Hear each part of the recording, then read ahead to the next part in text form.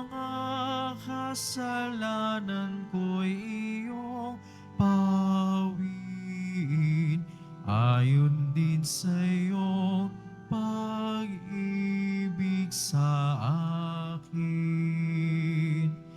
Linisin mo sana ang aking karumhan at patawarin mo ang aking kasalanan. Ako'y kaawaan, o mahal kong Diyos, sang-ayon sa iyong kagandahang loob. Mga kasalanan ko'y iyong pawiin, ayon din sa iyong pag-ibig sa akin. At ipong simula ng ating banal na pagdiriwang sa ngalan ng Ama, ng Anak at ng Espiritu Santo, Amen. ang pagpapala ng ating Panginoong Kristo, ang pag-ibig ng Diyos Ama, at ang pagkipagkaisa ng Espiritu Santo naway sumainyong lahat.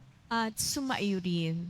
Mga kapatid, aminin po natin ang ating mga nagawang mga kasalanan upang tayo maging marapat na gumanap sa banal na pagdiriwang.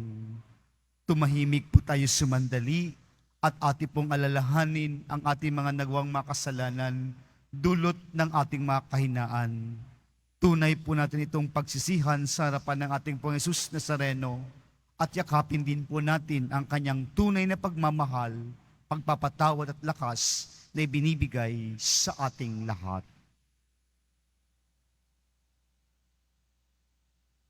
May kababaang loob tayo pong lahat. Inaamin ko sa makapangyarihang Diyos at sa inyo mga kapatid, na lubha akong nagkasala sa isip, sa salita, sa gawa, at sa aking pagkukulang. Kaya'y sinasamo ko sa mahal na Birheng Maria, sa lahat ng mga anghel at mga banal, at sa inyong mga kapatid na ako'y panalangin sa Panginoong ating Diyos. Kaawaan tayo ng makapangyarihang Diyos, patawarin tayo sa ating mga nagawang mga kasalanan, at patubayan tayo sa buhay na walang hanggan. Amen. Panginoon, kaawaan mo kami. Panginoon, kaawaan mo kami. Kristo, kaawaan mo kami. Kristo, kaawaan mo kami. Panginoon, kaawaan mo kami. Panginoon, kaawaan mo kami. Manalangin tayo. Ama naming makapangyarihan, ang sanlibutan na iyong binabago sa mga pagdiriwang namin ng iyong pagsagip sa tao. Umunlad nawa ang iyong sambayanan sa iyong mga pamanang pangmagpakailanman, at huwag nawang magdahop sa iyong tulong sa kasalukuyan sa pamamagitan ni Jesucristo kasama ng Espiritu Santo magpas sa walang hanggan. Amen. Magsiupo ang lahat. Pagbasa mula sa aklat ni Propeta Isaías. Ang sabi ng Panginoon, ako ay lilikha, isang bagong lupa at isang bagong langit. Mga pangyayaring pawang lumipas na ay di na babalik.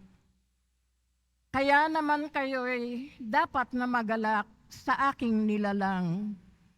Yamang nilikha ko itong Jerusalem, na ang aking pakay maging kagalakan ng mga hinirang. Ako mismo'y magagalak dahil sa Jerusalem at sa kanyang mamamayan. Dooy walang panambitan o kaguluhan. Dooy wala ng sanggol na papanaw. Lahat ng titira roon ay mabubuhay ng matagal. Ituturing pa rin na kabataan pa ang edad 100. Ang hindi umabot ng gulang na ito ay pinarusahan. Magtatayo sila ng mga tahanang kanilang titirhan. Sa tanim na ubas ay sila ang aani. Ang salita ng Diyos. Salamat sa Diyos. Poong sa akin nagligtas, ang dangal mo'y aking galak. Poong sa akin nagligtas, ang dangal mo'y aking galak. O Panginoon ko, sa iyong ginawa, kita'y pinupuri, ako'y iniligtas. Kaya kaaway ay di na nakuhang matuwa't magalak. Mula sa libingang daigdig ng patay, hinango mo ako at muling binuhay. Ako nakasama nilang napabaon sa kailaliman. Poong sa akin nagligtas, ang dangal mo'y aking galak. Purihin ang poon.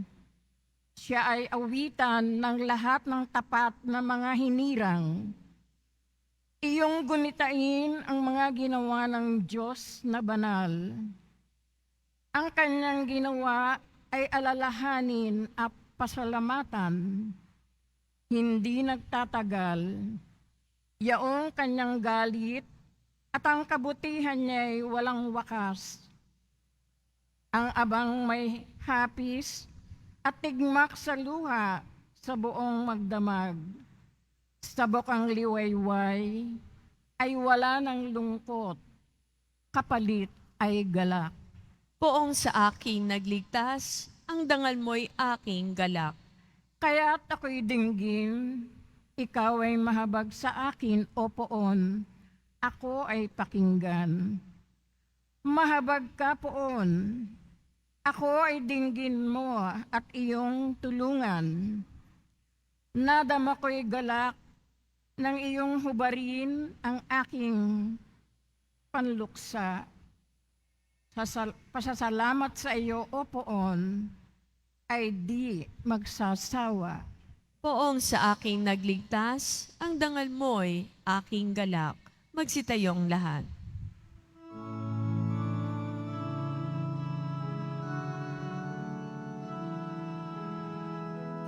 Nagpupuri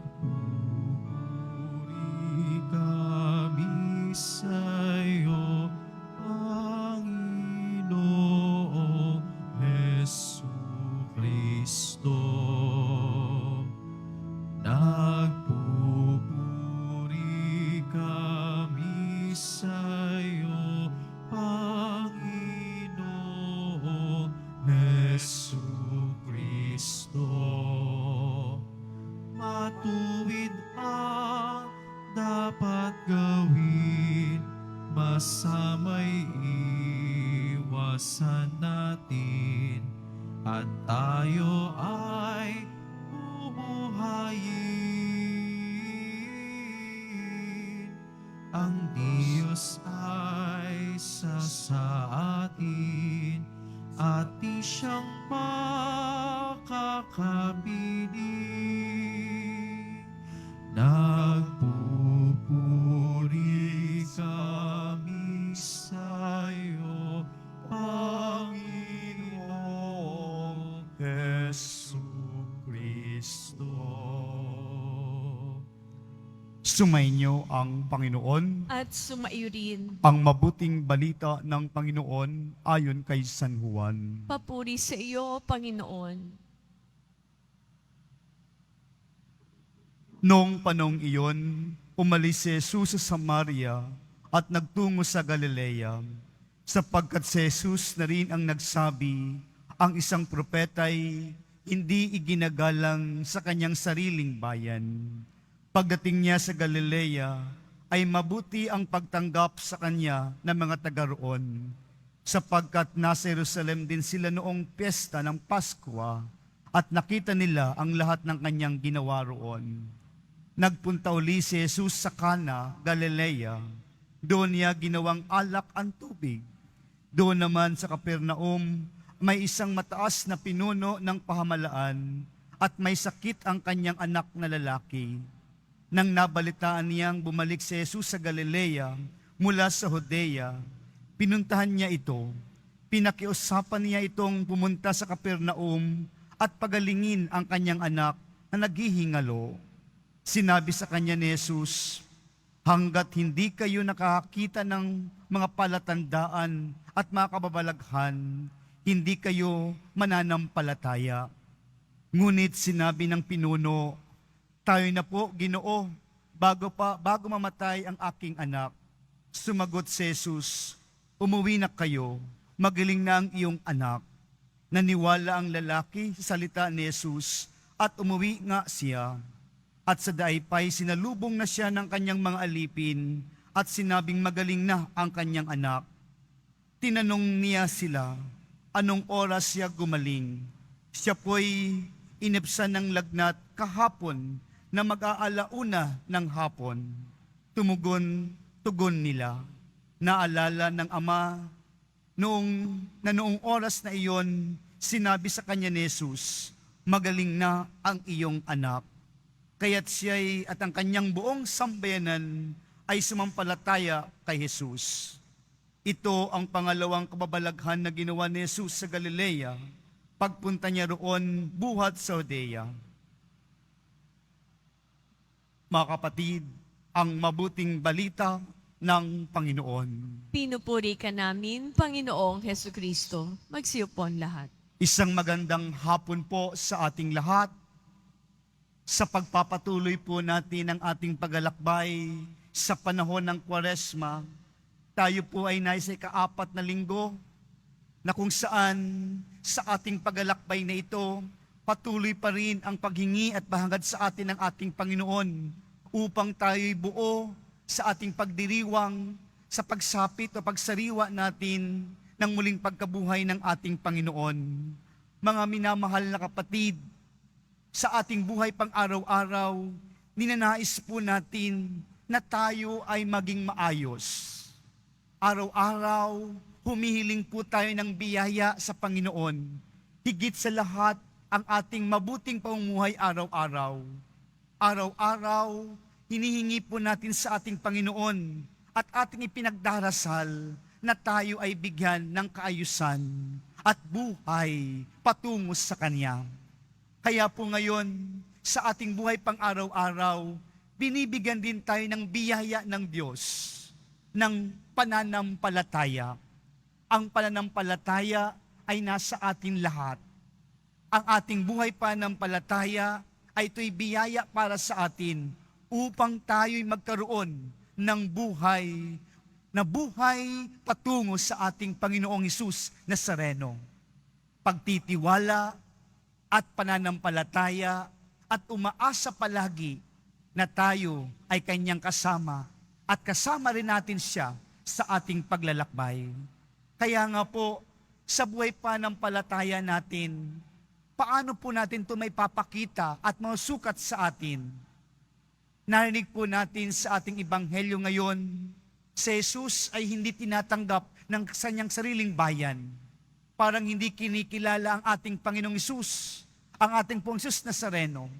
Sa maraming ginagawa niya, parang kulang pa ito upang sila'y sumampalataya at magkaroon ng buhay ang panampalataya ng bawat isa. Kaya nung nabalitaan ng isang pinuno ng pamahalaan na si Jesus ay nandoon sa lugar na yaon, lumapit siya at kanyang hiniling na pagilingin ng kanyang anak na naghihingalo, mamamatay na. Pero anong sabi ni Jesus sa pinunong iyon? Hanggat hindi kayo nakakakita ng mga palatandaan at mga kababalaghan, hindi kayo mananampalataya.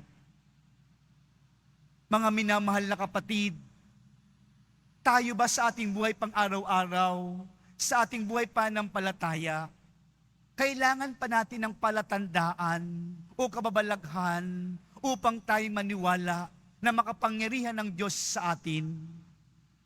Kailangan pa ba natin ng palatandaan o kababalaghan upang tayo magtiwala na may Diyos tayong kasakasama sa buhay? Sinasabi po natin minsan tayo sinusubok ng panahon, minsan sinusubok tayo sa ating buhay, at nandoon ang mga agam-agam, nandoon ang pagtatanong, nasaan ba ang Diyos sa buhay ko? Nasaan ba ang kapangyarihan ng aking Panginoong Hesus Nazareno? Parang wala naman. Kailangan ko ng tanda upang ako'y maniwala at magtiwala sa Kanya muli. Kailangan natin ng extraordinaryong mga pangyayari, kababalaghan, upang tayo magtiwala at sumampalataya at sumunod muli sa ating Panginoon. At kung hindi ito may bigay ng ating Panginoon, dahan-dahan tayong umaalis, dahan-dahan tayong nanlalamig ang ating pananampalataya sa Kanya. Nandoon yung pagtatanong sa ating isipan. Nandoon yung parang walang pagtitiwala. Mga minamahal na kapatid, makapangyarihan at makapangyarihan ang Diyos para sa ating lahat. Kinakailangan lang buhay ang pananampalataya sa iyong sarili. Anuman ang nangyayari, anuman ang kaganapan sa buhay natin, huwag natin walain ang buhay na pananampalatayang ibinibigay sa atin. Ito ang nagbibigay sa atin ng kalakasan. Ito ang nagbibigay sa atin ng tunay na paglalakbay patungo sa Kanya. Kaya nga po ngayon sa ating ebanghelyo, nabalitaan nung pinuno ng pahamalaan, mataas ang kanyang katungkulan, nandun si Jesus. Anong sinabi niya? Pagalingin niyo po ang aking anak na lalaki na naghihingalo. Anong sabi ni Jesus sa kanya? Umuwi ka na. Magaling na ang iyong anak. Ang pinuno sa ating ebanghelyo ngayon, hindi naghingi ng palatandaan o kababalaghan para bang sinabi o sasabihin ng pinuno, Panginoon, anong assurance ko na buhay ang aking anak? Magaling na ang aking anak. Bigyan mo ba ako ng assurance o palatandaan para ako'y umuwi na? Hindi yun sinabi ng pinuno. Bagkus sinunod niya ang sinabi ni Jesus, ang sinabi ng ating Pong Hesus Nazareno, umuwi ka na, magaling na ang iyong anak.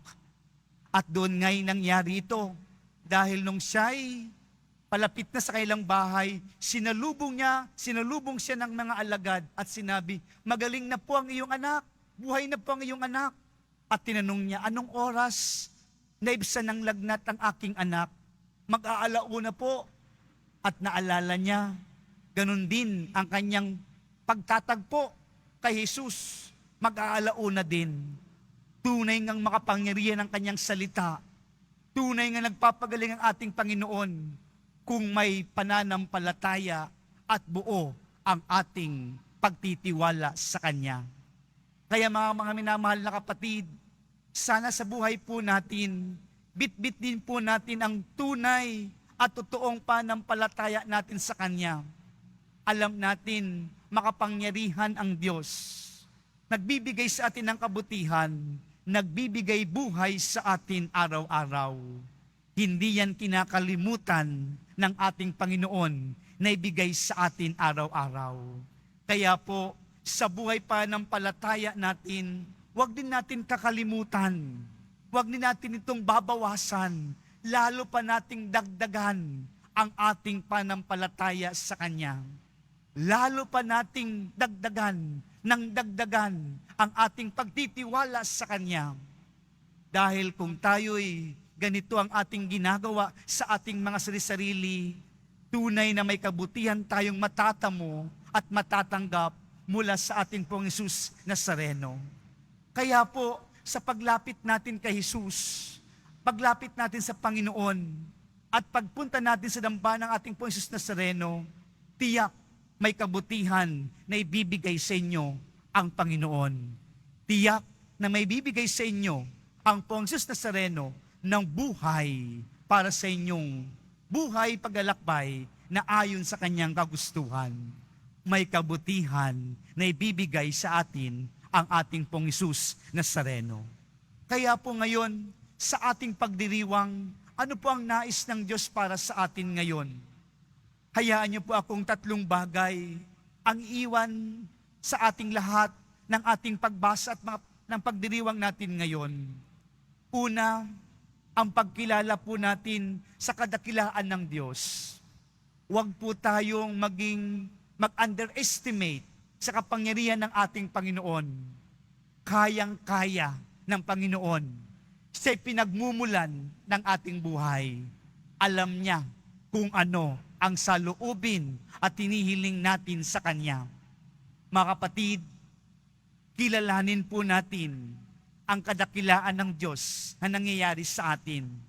Tingnan natin, suriin natin ng mabuti ang ating buhay. May kadakilaang taglay at mayroon kang natanggap na kadakilaan ng Diyos sa iyong buhay araw-araw. Pagkilala sa kadakilaan ng Diyos sa bawat isa sa atin. At kung ganun mga kapatid, ibinibigay ito sa atin ng ating Panginoon, yakapin po natin ng lubos. Yakapin po natin ng mahigpit ang biyaya na kaloob ng Diyos sa atin. Huwag natin hayaan na mawala ito sa buhay natin. Tanggapin natin ang ating Panginoong Sus sa buhay natin. Tiyak dadaloy ang biyaya na ibibigay sa atin. Dadaloy ang kanyang biyaya sa bawat paglalakbay natin. Kaya po, sana sa buhay po natin, anuman ang inibigay sa atin ng Diyos, maliit man ito o may kalakihan, tanggapin po natin ng buo at marunong magpasalamat at tumingala sa Kanya. At ito'y magdadala sa atin sa pangatlong punto ng ating pagdiriwang ngayon. Buhayin natin ang ating pananampalataya. Ang pananampalataya kailangan buhay palagi sa atin. Kailangan ito upang ito'y matamo natin ang pangako ng Diyos sa atin. Kung patay ang pananampalataya natin, kung kulang ang pananampalataya natin, hindi natin matatamo ang kanyang pangako sa ating lahat. Mga minamahal na kapatid, ngayong panahon ng Kwaresma, ito ang kailangan natin. Buhayin natin ng lubos ang pananampalatayang bigay sa atin. Tiyak, matatanggap natin ang kanyang pangakong ibinibigay sa atin ng ating Panginoon. Buo natin itong tatanggapin dahil buo din tayong sumasampalataya sa Kanya. Kaya mga kapatid, sa pagtatapos ng ating pagninilay ngayon, sa paglalagom nito, ano ang ibinibigay sa atin ng ating Panginoon? Sa pananampalatayang taglay natin, sa pagkilala natin sa kadakilaan sa ating Panginoon, at tinatanggap natin, tayo'y lubusang tinutulak na lumapit sa Kanya, lumalapit sa Kanya upang tayo ay mabiyayaan. Tayo makatanggap ng biyaya. Lumalapit tayo sa Kanya upang patuloy na mabuhay, hindi mamatay. Ang paglapit natin sa Panginoon ay tanda ng buhay na walang hanggan ang ibibigay sa ating lahat. At paglapit natin sa Panginoon, tiyak ang ating kaisipan, ang ating kalooban ay may bungang kabutihan. Amen. Magsitayo po ang lahat.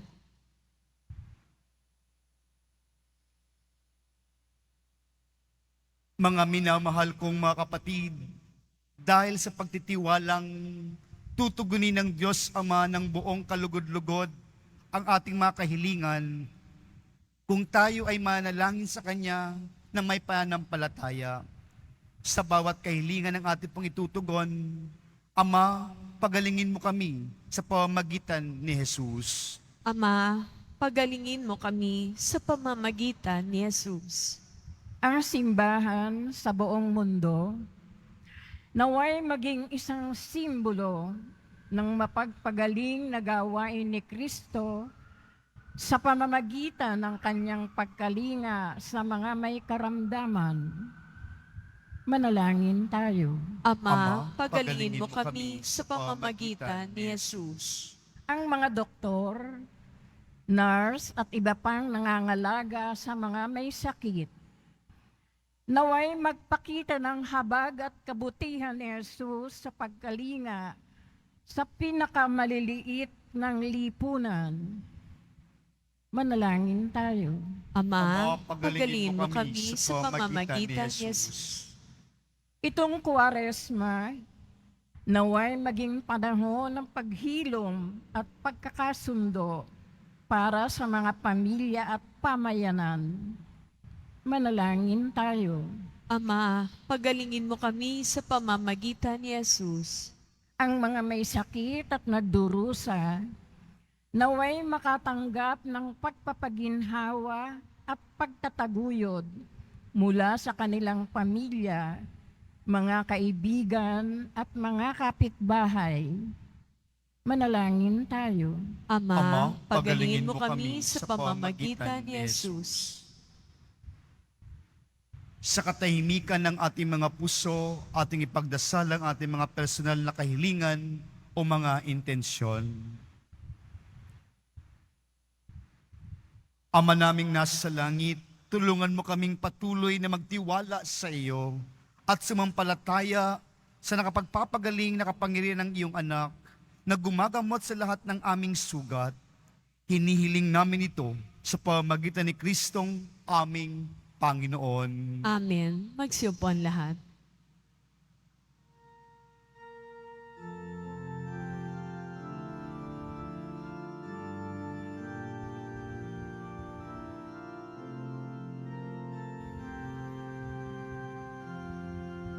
Kapuri-puri ko sa Sa iyo, Ama, aming handog ang tinapay at alak na ito, handog ng iyong bayang sumasamo, the wine of our humihingi ng patawad mo.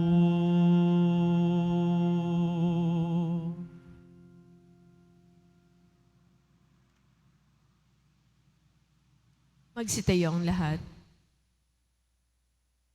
Manalangin kayo mga kapatid upang ang paghain natin ay kalugdan ng Diyos amang makapangyarihan. Tanggapin nawa ng Panginoon ito paghahain sa iyong makamay, sa kapurihan niya at karangalan, sa ating kapakinabangan at sa buong sambayanan niyang banal.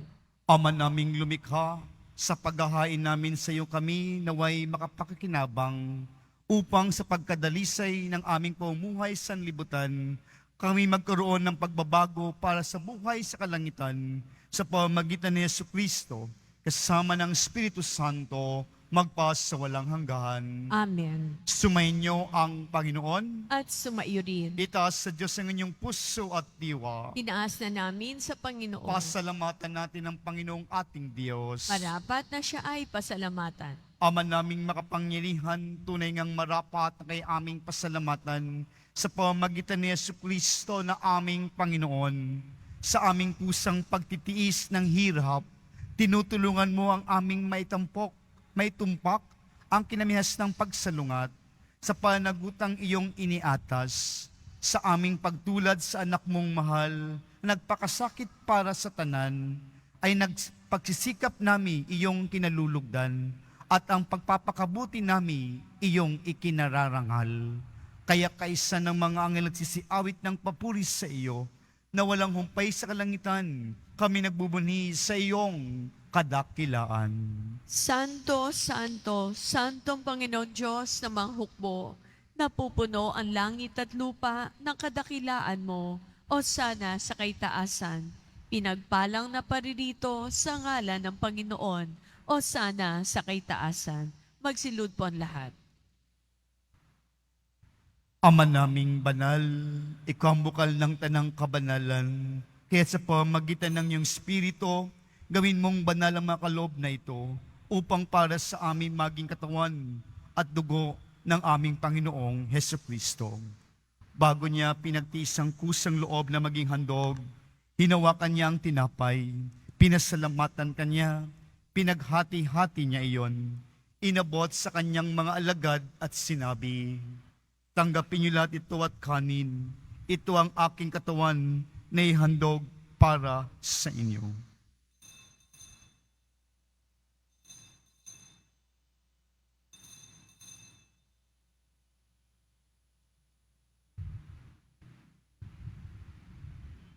Gayon din naman nung matapos ang hapunan, hinawakan niya ang kalis, muli kanyang pinasalamatan. Inabot niya ang kalis sa kanyang mga alagad at sinabi, tanggapin niyo lahat ito at inumin. Ito ang kalis ng aking dugo, ng bago at walang hanggang tipan. Ang aking dugo na ibubuhos para sa inyo at para sa lahat, sa kay pagpapatawad ng mga kasalanan. Gawin niyo ito sa pag-alala sa akin.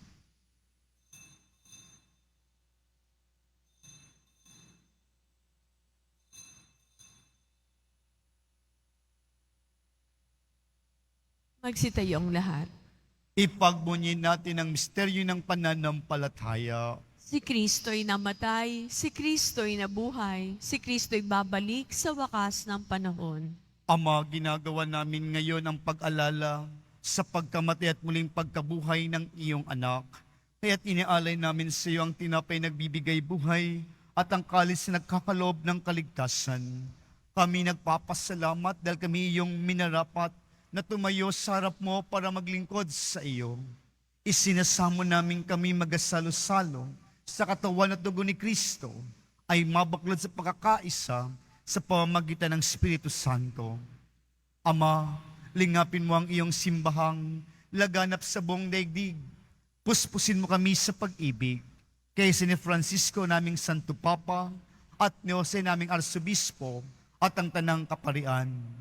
Alalahanin mo rin ang mga kapatid naming nahimlay nang may pag-asang sila'y muling mabuhay.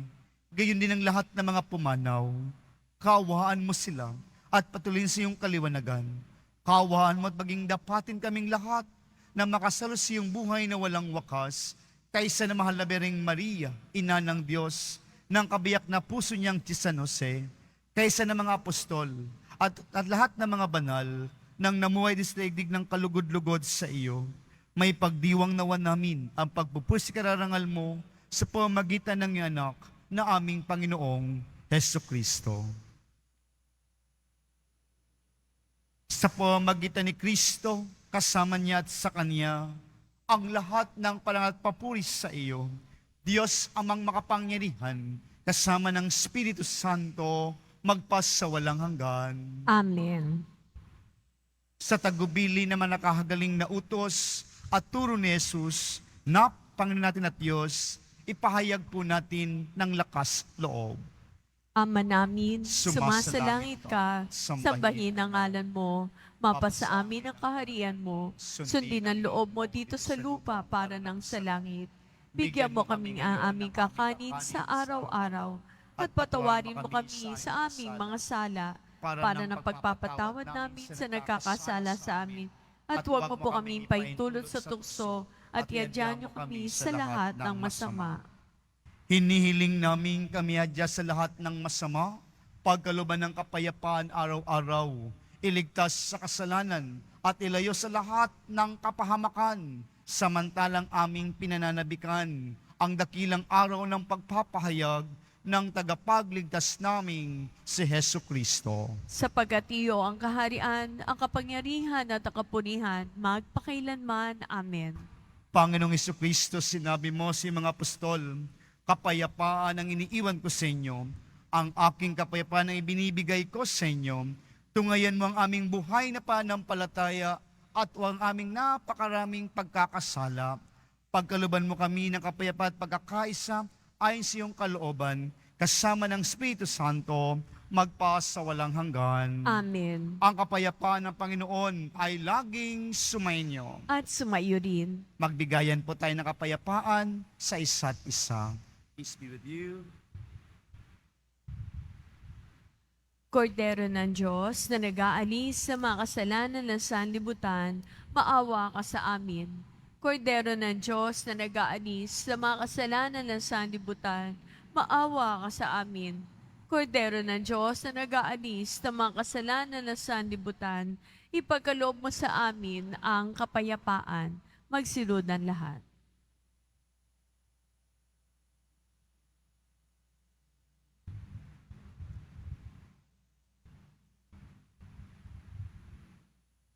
Mga kapatid, ito si Kristong nagpapaalala sa atin ngayon. Buhay dapat ang ating panampalataya sa Kanya. Mabuti ang ibibigay sa ating lahat.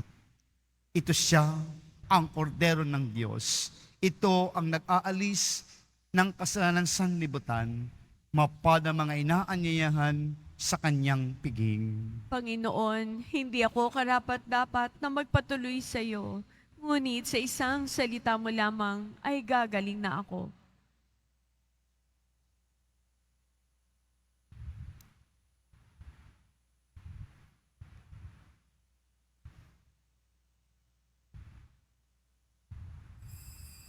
Para sa lahat ang tatanggap ng banal na komunyon, sasagot po tayo ng amen pagkasabi ng paryo ng lay minister ng katawan ni Kristo at isubog at sa bibig bago malis sa harapan ng paryo o lay minister. Sumunod po tayo. Maraming salamat.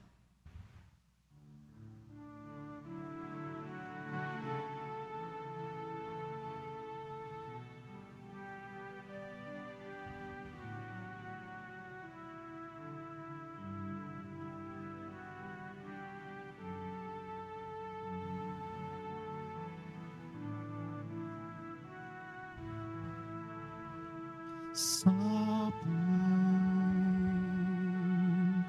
puso ko umiibig,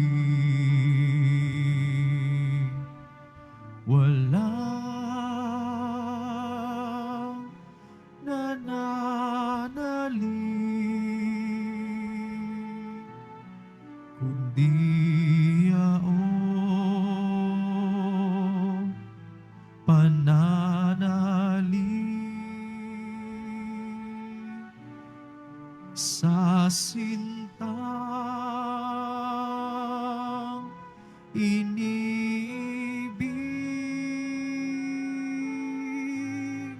hindi ka masilayan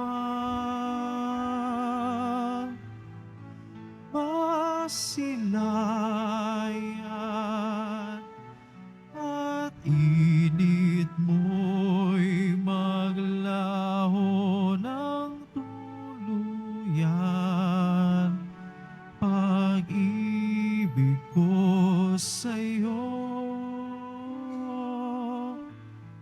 at katapatan mananatili kailan pa man.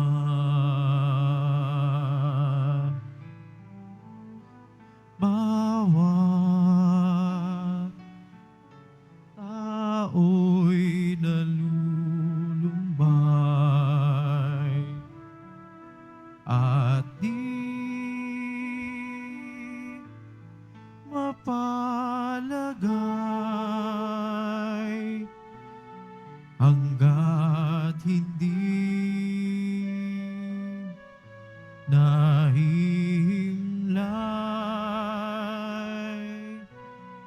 sa puso mo dalisay, hindi ka man masilayan at init mo'y maglaho ng tuluyan. Pag-ibig ko sa'yo at katapatan mananatili kailan pa man. Hindi ka man masilayan at init mo'y maglaho ng tuluyan. Pag-ibig ko sa'yo at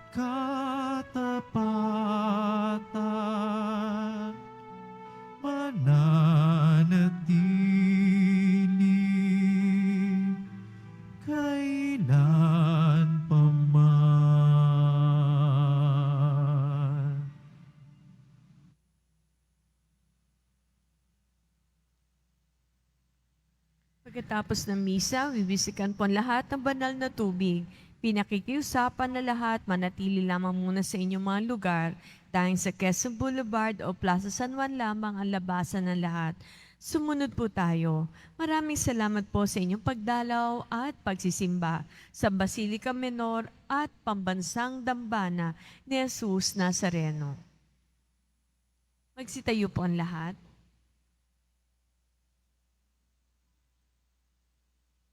Manalangin tayo.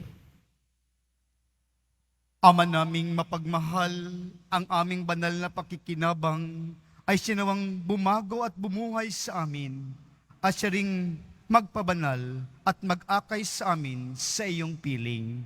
Sa pamamagitan ni Jesucristo, kasama ng Espiritu Santo, magpa sa walang hanggan. Amen. Sumainyo ang Panginoon. At sumaiyo din. Yumo kayo habang ginagawad ang pagbabasbas. Mahal na po ang Jesus Nazareno, inihayag mo sa pamamagitan ng krus ang walang malo na pag-ibig ng Diyos ang katauhan. Pakinggan mo ang mga kahilingan ng iyong angkan na nagsusumamo sa iyo. Makamtam nawa nila ang iyong katugunan at tanggapin ang kasagutan na may utang na loob na tinatanaw.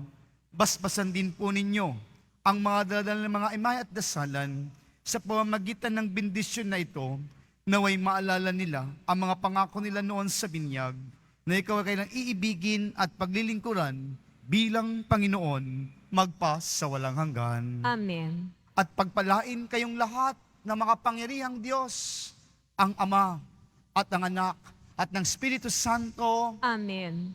Pumayo kayo taglay ang kapayapaan at pag-ibig ng Pong Jesus Nazareno. Salamat sa Diyos.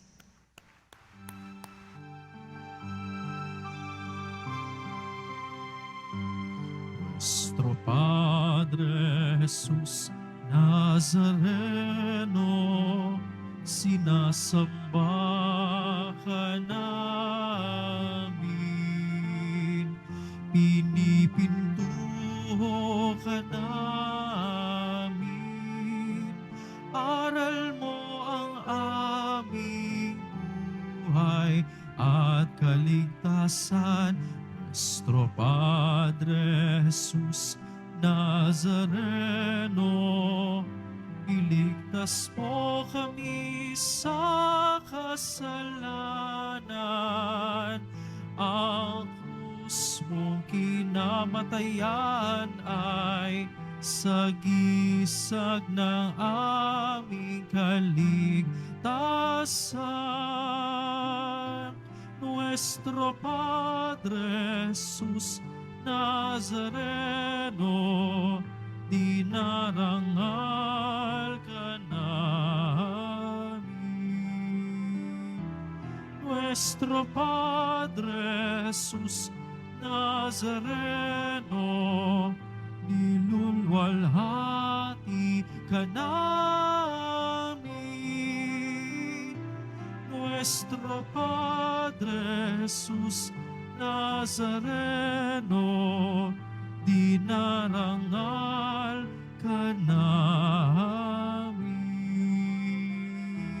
Nuestro Padre Jesus Nazareno, nilulwalhati ka namin.